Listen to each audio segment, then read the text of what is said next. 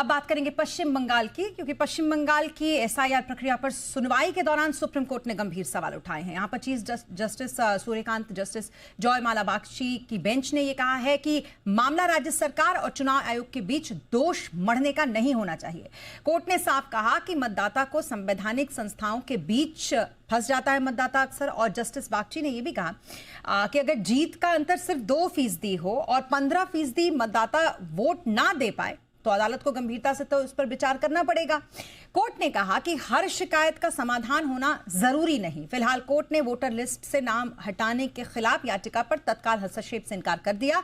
इस खबर पर दिल्ली से जुड़े हमारे सहयोगी अरविंद सिंह सवाल उनके पास चलते हैं। अरविंद, बताएं जरा कोर्ट ने क्या कुछ कहा है और जिस तरीके के एलिगेशन कोर्ट ने लगाए बड़े तर्क के साथ, स्पेशली ये 2% और 15% वाला मतदान वोट ना दे पाए, इस तरीके का अंतर हो, इसको किस तरीके से देखा जाए?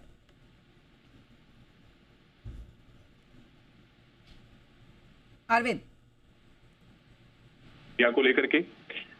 जस्टिस बागची का ये कहना था कि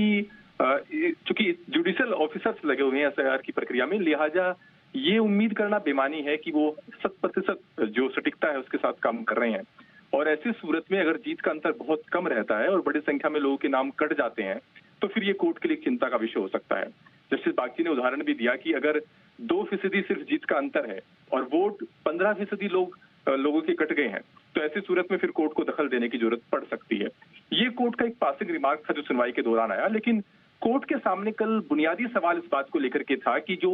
34 लाख लोग हैं जिनके नाम वोटर लिस्ट से कट चुके हैं लेकिन जिनकी अपील अपीलेट ट्रिब्यूनल में पेंडिंग है, क्या उन लोगों को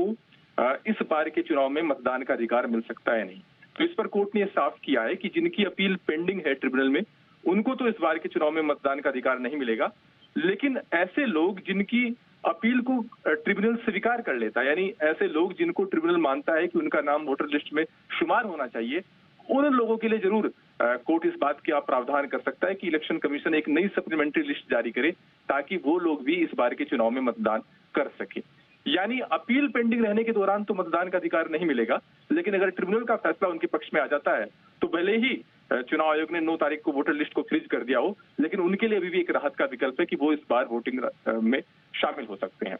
कल जब इस मामले को लेकर के कोर्ट के सामने धीरे रखी जा रही थी तो वकील की तरफ से कहा गया कि पश्चिम बंगाल के लोग सुप्रीम कोर्ट से राहत की उम्मीद कर रहे हैं और सुप्रीम कोर्ट को देखना चाहिए कि अपीलेट ट्रिब्यूनल ने बिल्कुल अभी काम करना शुरू किया है और सिर्फ 19 ट्रिब्यूनल है, तो ऐसी सूरत में इस बात की कोई संभावना नहीं बनती कि चुनाव खत्म होने से पहले इन सारे लोगों की जो 34 लाख लोग हैं उनकी अपील पर निपटारा हो जाएगा। तो ऐसे में कोर्ट को ये प्रावधान करना चाहिए कि ऐसे लोग भी वोट डाल सके। लेकिन कोर्ट का सवाल ये था कि ये सही नहीं रहेगा क्योंकि 55% ऐसी आपत्तियां भी हैं जिनको खारिज करने के बाद जिन लोगों को वोटर लिस्ट में शुमार किया गया है। और ऐसी सूरत में अगर उन लोगों ने जिन्होंने आपत्तियां दायर की थी उन्होंने भी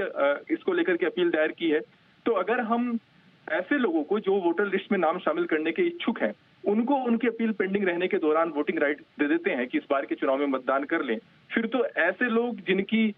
खिलाफ आपत्तियां हैं, जिनकी आपत्तियां पेंडिंग है, फिर ऐसे लोगों को तो वोट डालने से रोकना होगा। तो कोर्ट का कहना था कि ये जायज नहीं रहेगा कि अपील पेंडिंग रहने के दौरान इस बार के चुनाव में उनको मतदान का अधिकार मिल जाए, लेकिन अगर ट्रिब्यूनल उनके पक्ष में फैसला दे देता है तो फिर एक संभावना बनती है कि वोटर लिस्ट में संशोधन के जरिए इस बार के चुनाव में भी वो लोग वोट डाल पाए। Okay, thank you so much Arvind, तमाम डिटेल्स के लिए आपका।